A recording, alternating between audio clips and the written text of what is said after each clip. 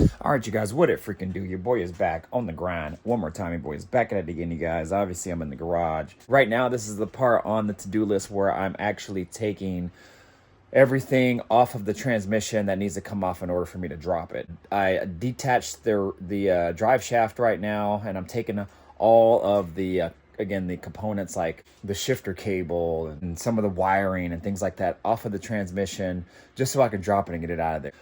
But man, I'm just doing so much, you guys. I'm just trying to just get whatever I can done on this vehicle. So if you're new to the channel, definitely think about subscribing now. Hit the notification bell, all the good stuff. Y'all, Mr. Griffin 23, working on this 71 Chevelle. Again, let me go ahead and knock a couple of these tasks out, then I'll chime back in here in a moment. All right, you guys, what to do? It's the next day. I actually have been up early. I came out here about 5 a.m. I got a lot done. I was able to kind of unbutton most of the things on the transmission. I still got to take out the dipstick tube from the bottom of the transmission. And right now I'm actually draining. I don't know if you guys can kind of see that down there. See the transmission draining out. So what I'm doing is I got most of the bolts off. I left one in with the bolts still in, so that way the pan will kind of dip down on the side. I took a little putty knife and I kind of propped it open a little bit and just kind of letting it drain out as much as it can until I can actually open it up a little bit more. So that's pretty much where we're at, you guys. Just trying to update you real quick. It's kind of really hard to film under there and show you the work that I'm doing. And plus, since I'm crunched for time, I'd rather just do it this way, and that way I can kind of fill you guys in as we go. Let me go ahead and let this thing finish draining, and I'll tune back in here in a moment. Hopefully we'll be dropping the transmission.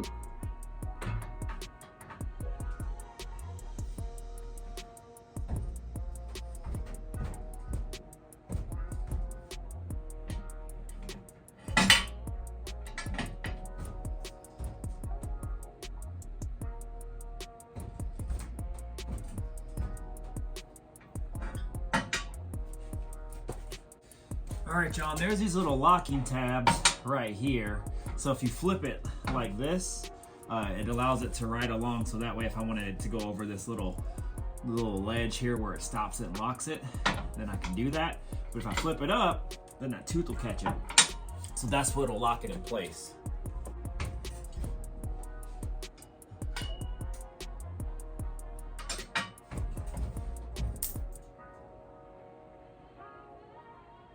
Let's see if this thing comes out. Transmission fluid come out.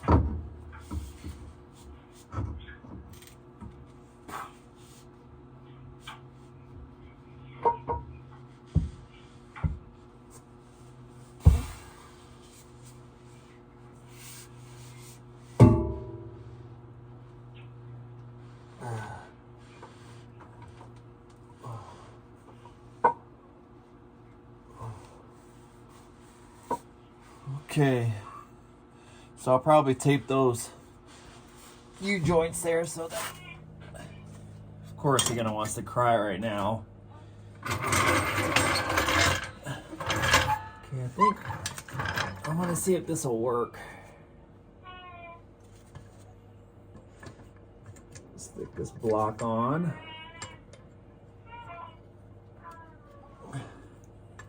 No, I'm not neglecting my son, y'all. He needs to be sleeping right now. Eventually, I hope he'll fall asleep, but I don't know.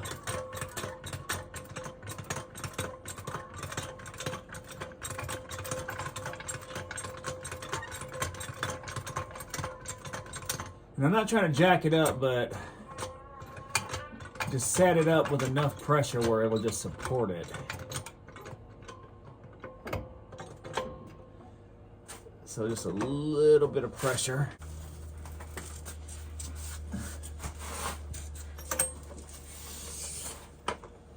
Also, probably should have took the wheels off, the front wheels at least, but let me go. All right, y'all, this was where it would be so much nicer to have a lift. Oh man. Ooh, yeah.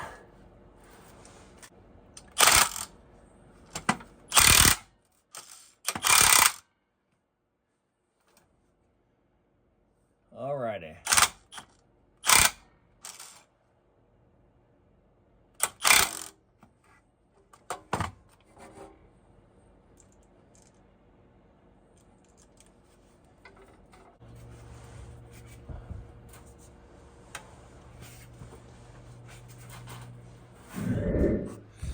All right, y'all. So here's what I'm gonna do. I'm gonna go ahead and see if I can figure out how to get this thing unseized from the block of the engine, and then that way I can pull it out. I still have the transmission cross member in there as well too, so I'm gonna see if I can wiggle that out. But stick with me, you guys.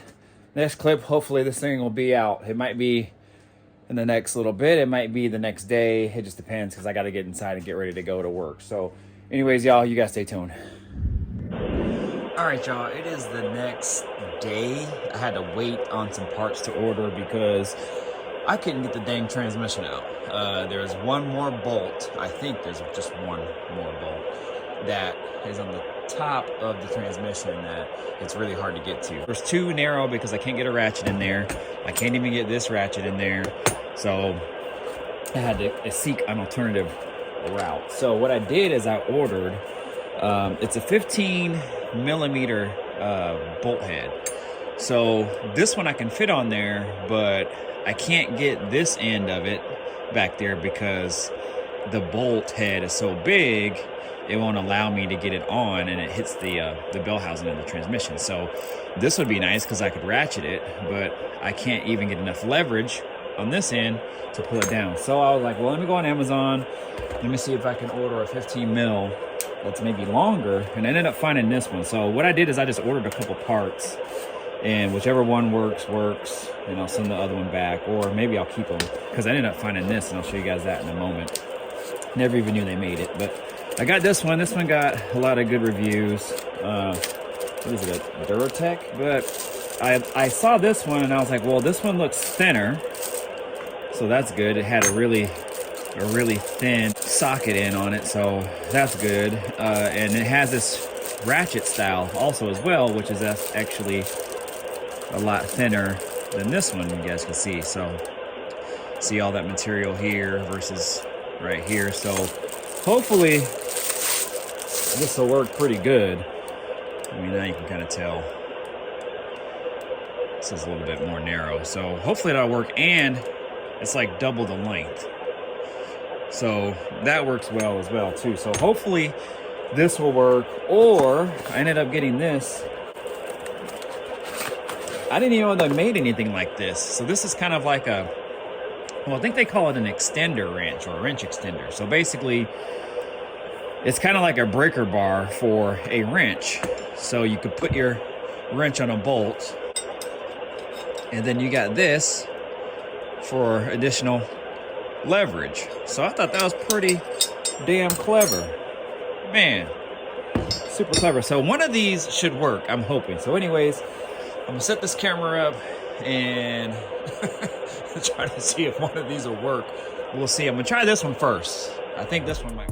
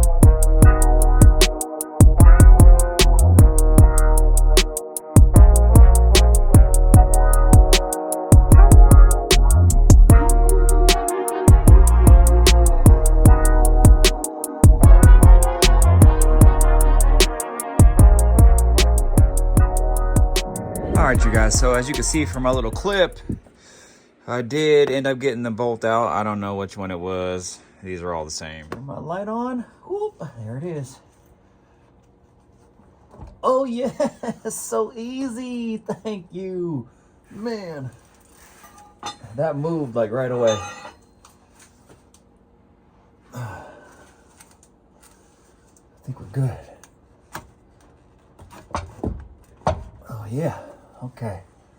I just gotta see if I can clear the cross member and make sure this thing doesn't fall.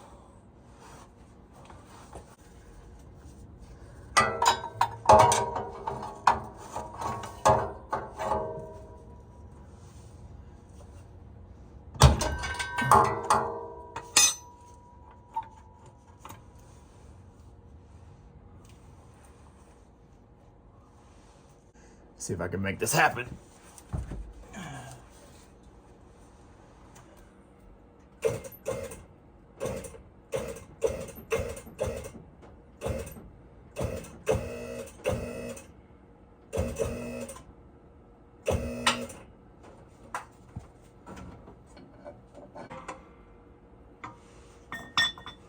Need to get this up high enough so I can wheel it out of here.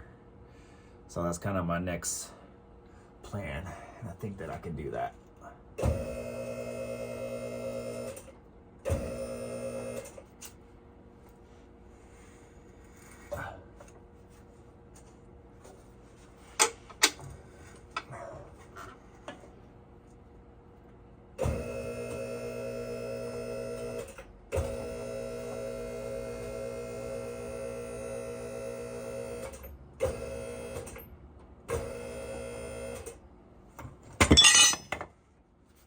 But worst case, I still have the safeties on here.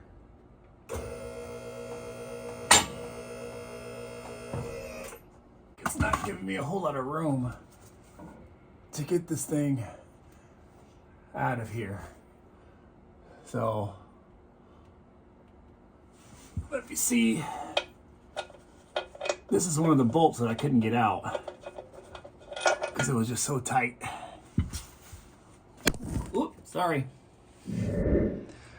All right, you guys, quick update. We got it out. Got it out. Let me turn this on real quick. So, got it out. You can see transmission is gone. I ended up putting my jack right there just to give it a little bit support. And here we go. All right, you guys, what to do? Your boy is back on the grind. One more time, your boy is back at it again, you guys. It is Saturday the 20th, and I'm trying to knock some things out. Anyways, I am in here trying to get some stuff done, so not a whole lot of talk in this video. I'm just going to flip this camera around and show you guys what's up. Show you the list that we have, working down the list, knocking some things off that thing. So, man, it's actually going pretty good for the amount of time that I have. So we are set. But we're going to be working on the transmission here. It's not going to be a step-by-step. There's plenty of videos out there in regards to that. But I am going to show you what I'm doing. And I'm going to probably time-lapse some things as well.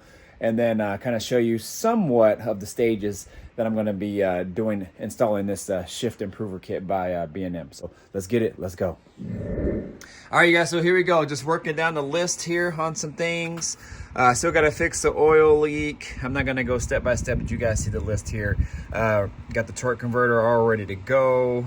Yeah, so you see how some things that I've knocked out. Electric fans knocked out. CAN bus wiring knocked out. So yeah, you guys, trying to get some things knocked out. Still got some other things to knock out, but we can't knock out some of these things until, one, we get some other tasks done first, and two, these other items here are actually not quite too bad, you know, like adjusting the coilovers, alignment adjustment, and all that stuff isn't going to be terrible to do. So anyways, this is the shift improver kit by B&M. We're going to try to get that installed here today. Hopefully it doesn't take too long. I've been watching a couple of videos on it, going over the instructions and whatnot. So we should be good to go on that. The transmission is actually on the other side. So what I'm going to try to do is flip it upside down. Kind of go from there and see if it'll stay upside down. If not, I'm just going to flip it on its side and we'll just go to work, you guys.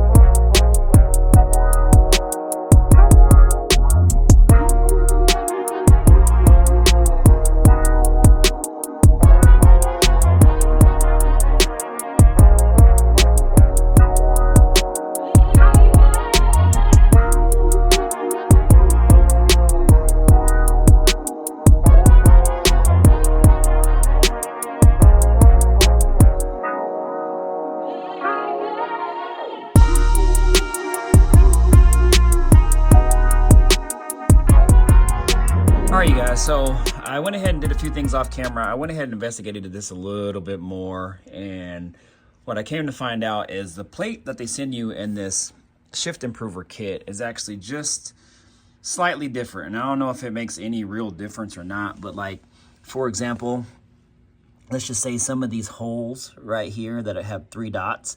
Well, on the shift plate, it could be like one open rectangle.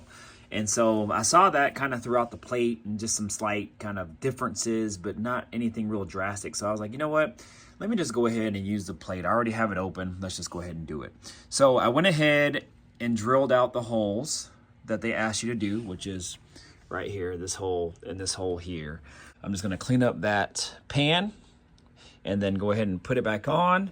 And then that way I can flip it over and just, you know, make it happen. So yeah, y'all, hopefully this works. I went ahead also too, this coating on this wiring was coming off. So I went ahead and cut it, soldered it back together, and then used some of this silicone kind of sealant.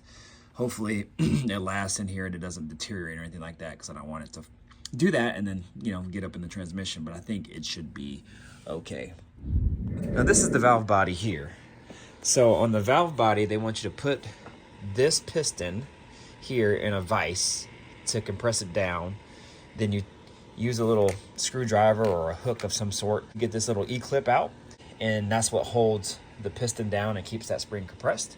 And then you go ahead and then take that spring out, and then you just put this piston back in with no spring, and I guess that firms up the shift. So that's where I'm at now. I don't have, well, I did have a vise, but it broke. So I have this. This has been great, you guys. If you guys don't have one of these, get one of these. I've used this on like all kinds of things. And basically you just clamp it down as hard as you can. If you wanted to grab something or compress something down, I mean, this piston is pretty hard to push down on its own. But with this, man, it made it nice and simple. All right, y'all, what it do? It is probably a couple hours later, a few hours later, and I'm out and about, obviously. I had to go back to Ace to try to find a tap that was better than this Harbor Freight brand. That's the thing about those Harbor Freight brands, those Pittsburgh brands. You know, they're good for like a one or a couple time use. I won't say a lot of the tools that they have are good. I've actually had the Pittsburgh ratchet wrenches and their other wrenches, and they've worked great for me. I've had those things for like 5, 6, maybe 7 years, and they've been awesome. But some of their things, not so good. In particular, their tap and die sets. I've had several sets of those, and I've always returned them because after one use, something broke or, you know, it just didn't work or whatever. So anyways, I decided to keep this one because I needed one of the taps that was in it, but it also came with a set and it was fairly inexpensive. But it actually worked. It didn't mess up, and it was cheap enough. I was like, you know what, I'll just keep it just in case I need it for something, in case I have to retap something or what have you. So I've had it, and I've actually used it a few times, and it's worked great. But now I need it for this, and I actually needed to tap something with some substance and strength behind it, and it just wasn't working. Went on YouTube, went online, and found a couple different brands that were pretty reputable, and what kept popping up was the Irwin brand. So, and I actually have a few Irwin parts, so I know that they're good. And that's this brand right here. So I went to Ace, and Ace actually has the Irwin brand, and they showed they didn't have any in stock, of course. So I was like, you know what, just let me just go down there just to see. And sure enough, they had an open box unit, and it was only like $7. So I was like, when? And it was probably why I didn't register in their system, because it was probably open.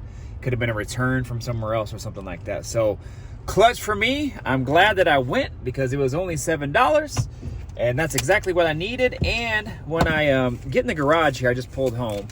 When I get in the garage, I'll show you one thing that I learned about these taps that I did not know. So anyways, stay tuned. So now I'm in the garage, and I'll show you something here real quick. So what I ended up finding out, so this is the Harbor Freight brand, so the Pittsburgh brand. This is the Irwin brand. So let me see if I have so Irwin, so this here. I guess Hanson or something owns them now or something like that. I don't know. Maybe they always have. So anyways, if you can see there's several different styles of taps, you could say. And what I didn't know when I was researching this is they actually make 3 different styles. So one will have like a more tapered, pointed end, even more pointed than this. So that way, if you're drilling something new, it can kind of catch down in there deeper and start nicer. Then it has a less tapered one, so then you follow it with that one, and then it has one similar to this where it's pretty much that, you know, the threads are like right there on the end, so then you can kind of smooth them out. So I didn't want to bugger this one up just in case I needed it for something else, like something with a softer metal or whatever. So but I wanted something that had a little bit more of a taper, and this is it right here. So I'm glad that I found it. So we're just gonna see right now if this thing works or not. So hopefully this works. Hopefully. I just gotta make sure. So it goes down deeper in there.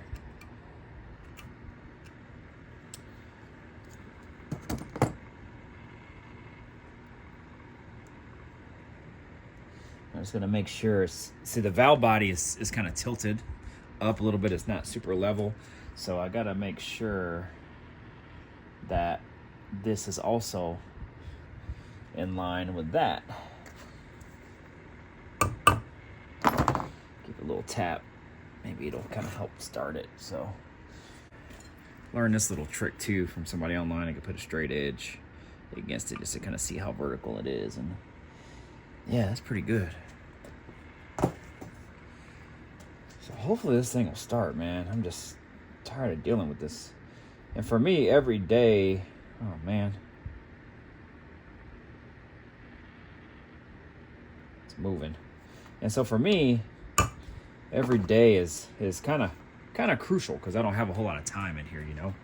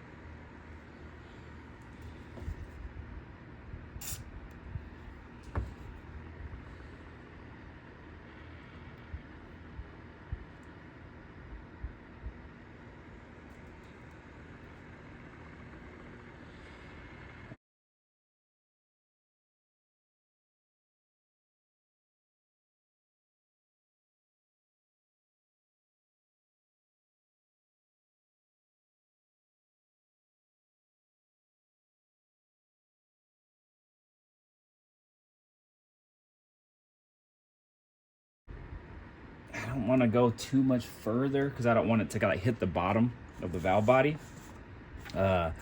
So I might just go ahead and take it out, but I want to mark it with some tape just so I can kind of know how far it is down there.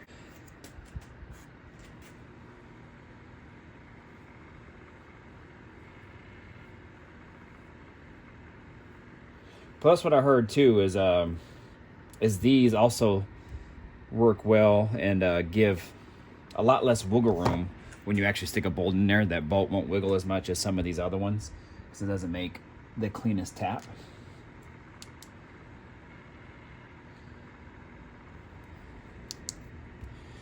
Okay, so that went down there pretty good.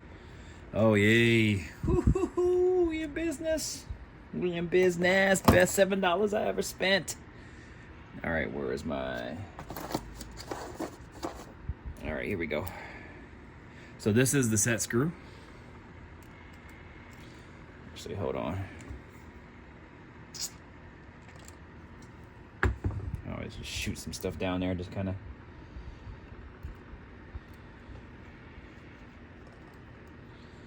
Let's see.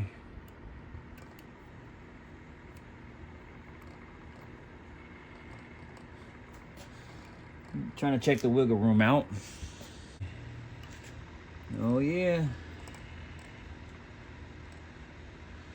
Perfect. I think we set, y'all. I need to go no deeper.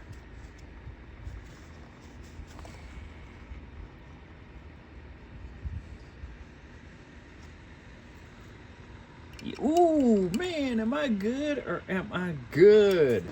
That thing is super, super flush with the portion of the valve body right where that hole starts. Man, I'm good, man. I'm good. Yes, sir. So supposedly what this does is, since you have that piston in here, which is right, where is it at? Oh, right here. Then that spring that goes inside of there, it looks like there's fluid that shoots down in this passage, and then there's a little port down here where that fluid will go in, and I'm sure will kind of engage the piston. And it doesn't look like that fluid comes from anywhere else. So what probably happens is when this valve body mates up against the case of the transmission, it probably gets fluid from that top portion of the case that shoots right down in there when the car needs to shift. So I'm assuming just by pulling out the spring is not enough for it to have, I guess, a more firm shift, you could say.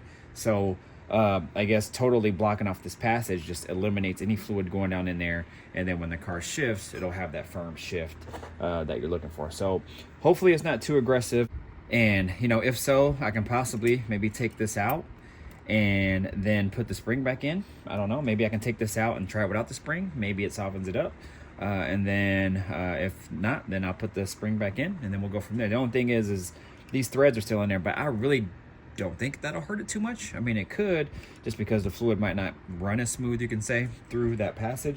It's better than totally drilling it out bigger than it probably should be and then having it not be able to be used at all. So I'm happy about this, y'all. I am happy about this. So what I'm going to do now is clean all this up, use some brake clean, and clean that all up. Then I'm going to put some Loctite around this, let it set up, and then I'm going to go ahead and put everything back together. Yes, sir.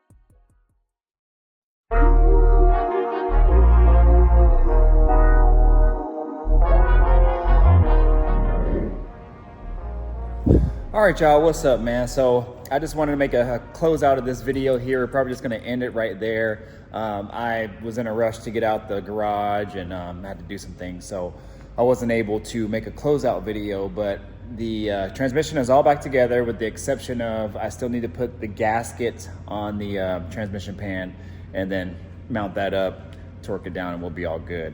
After that, it's just simply just reinstalling it back in. So when we get to that point of reinstalling it, and then I'll let you guys know. Obviously, we'll put up some footage and we're gonna go from there. Install of the shift kit was not bad at all. I just wanted to make sure I took my time, took my steps that I needed to do in order to make sure I did it right, and then had it go from there. The good thing is I learned how to do it myself. I'd never done it before. I've never done anything with transmissions before, so it actually wasn't too bad. I put it together and I took it back apart probably 2 times because I kept finding out additional pieces of information that I needed to do. So it was good that I actually had it out the car instead of being on my back and it installed in the car and doing it kind of upside down. So it was good that I had it out the car and I was able to take off the valve body, do the necessary things that I needed to do to make sure I did it right. So that whole oil passage thing, I randomly came across that. So I'm glad that I did. So like I said in the video, when you take out that piston, I guess the piston spring, the spring that's inside that piston softens the shift. So when you go to a lighter spring or take out the spring just entirely,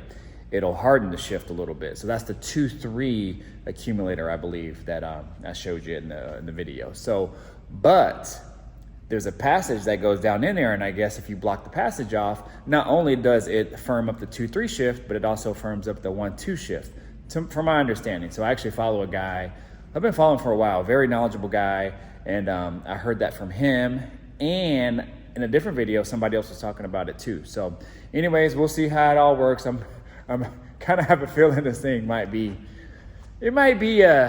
skirting the tires a little bit, so we'll see. But anyways, you guys, I'm gonna go ahead and get out of here. I gotta get some stuff done for work. As you guys can see, I'm at the gym. I know I don't talk a whole lot about fitness too, but man, take care of yourselves, man. Take care of your body, whether if it's working out, eating healthy, whatever is in your limits.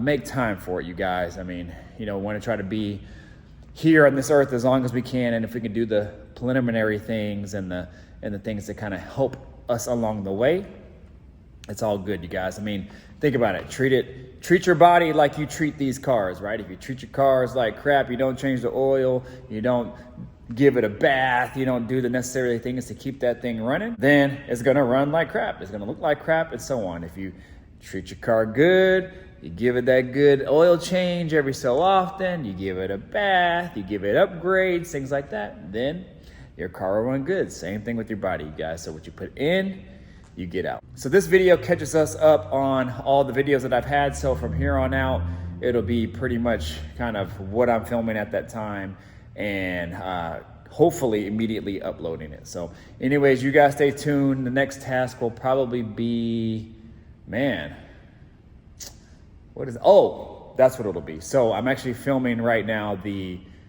oil leak. I'm addressing that, and I think I figured out where it was leaking from, and I have a remedy for it, and I think it's gonna work. So stay tuned for that, all right? You guys know what to do. Like, comment, subscribe, share, do all that good stuff, y'all. Mr. Griffin 23 out. Deuces.